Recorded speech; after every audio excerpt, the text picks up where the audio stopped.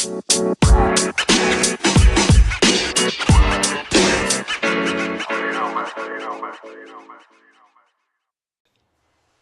Awesome. All right. Everyone, welcome to the Business Blast podcast. Tyler Wagner here, your host. And today I have Mr. Renato with us. And before we dive in, I'll give you a little introduction about Mr. Renato. He is a digital transformation and insights consultant who worked during many years for different international companies and digital agencies in Brazil, with a focus on generating actionable insights about consumer behavior on digital channels. So welcome to the show, man. Thank you, Tyler. I'm very glad to be in your podcast. Absolutely, man. We're glad to have you on. So the first question, man, that we ask on this show, and I'm excited for your answer on this one because you have a lot of experience.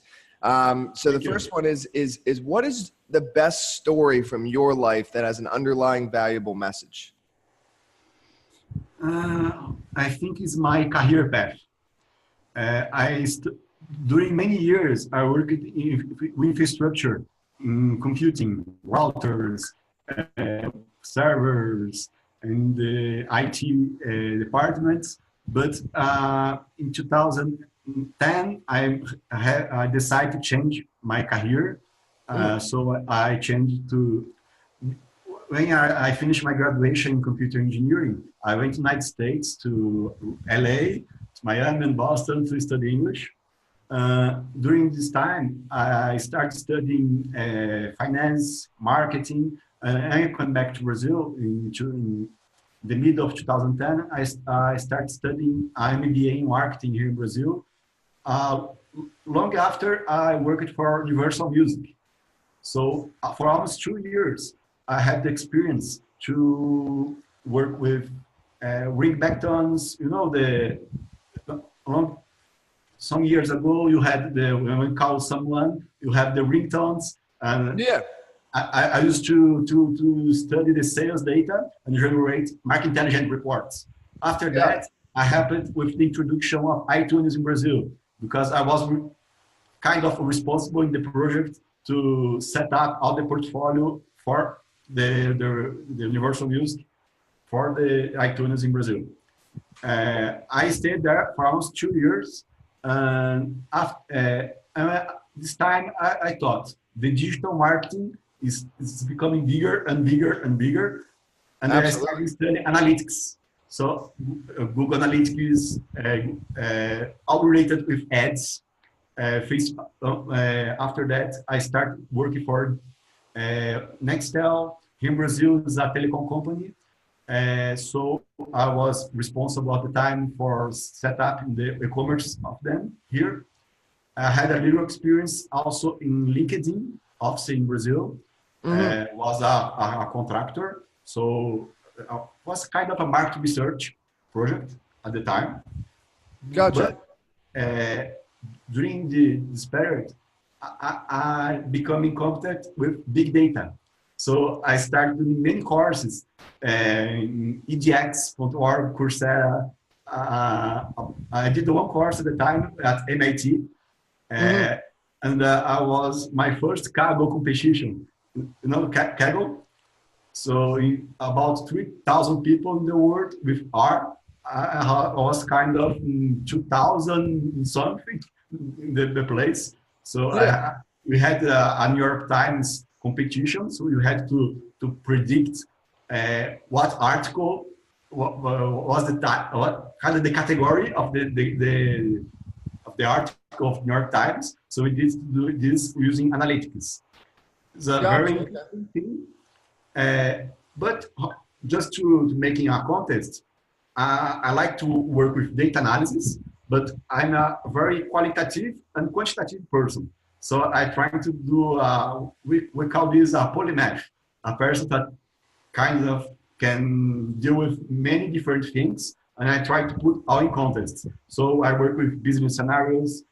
Here in Brazil, when I do my consulting, I try to understand what's the C-level, the pain, what the customer pain, what's the problem the company the challenge, the company is facing. So I try to contextualize. I do some research, many different data, open data, social media data. I try to understand all the things related with the business problem. And I try to make scenarios in order to generate business insights to my clients. Got it. So you're the data man. That's right. You're the data man. Yeah. I like, but not the kind of the data engineering. I would be more the business project, Gotcha. the project, the big data project person. Gotcha. Yeah. So you kind of answered a lot of the questions that I was going to ask next. So I'm going to skip a few because you told us a lot about you, about your industry. So my next one for you, because I'm going to skip some of the business related ones because you kind of covered it, is in your opinion, and it's kind of feels like a curveball now because it's so different. In your opinion, what's the key to happiness? So give us some life advice now that you've given us. I'm a very curious person. So you can see many books here behind me. Yes. I like to understand what happens in the world. I like to understand the customer. I like to study what related with decision making. In my case, I'm happy when I'm helping someone. But in order to help someone, I need to be. It's very important for me to be inspired. I like to inspire others. But I need to be in a state of mind. It's very important. I don't know, it's a kind of mindset. For me, I'm a very spiritual person. So me too. I like a lot to write articles. I like to share knowledge. I become a machine of writing articles. I joke sometimes. But in order to do that, I need to be in a peaceful place. I need to be alone sometimes. For sure. I like to think just to myself. Today, one of the big challenges of humanity is loneliness. But I think you have to be okay to yourself. You have one of the secrets of happiness, I think, is you'll be okay with yourself. Okay, it's okay. It's okay to be alone. Okay, but when you are good with you can share with others, and others can connect with you. So the people say, "Oh, so this is cool. I want to know about this person. What did this person do? I can identify myself." So many people get to me about. My articles, they Google about thought transformation, they Google something about what I write about innovation, and the people get to me, hey, we can go to the next Starbucks here in São Paulo. We have Paulista Avenue. I think is one of the points. Yeah. I know a lot of Miami, the Collins Avenue, the Lincoln Avenue, the Sober Avenue. You gotta come visit, man. yeah, I have a cousin also. Near Fort Lauderdale. So I stayed 2 months in Miami Beach. Yeah, dude, I love Miami. What happens in Miami stays in Miami. Absolutely. So my whole life stays. Yeah. I know. So I have my next question for you. What's your favorite book that you've read? Do you have one favorite? The audio is kind of the audio was cut. What's my favorite? What? Sorry. Yeah, no, is that what Oscar Wilde did you say? I didn't understand the question. Sorry. Oh, what's your favorite book that you've read? My brands. I think I like a lot Apple, Microsoft. Oh no, favorite book. Book. Yeah, your favorite book. The best book. I would say Sun Tzu, The Art of War. Maybe.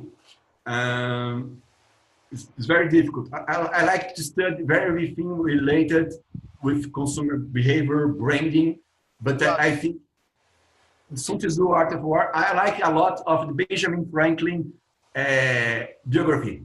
Got it. Okay. So, so yeah, really, man, the next one I got for you is where can our audience best find and connect with you online? I'm assuming it's LinkedIn. So where can they connect with you? I'm very active at LinkedIn.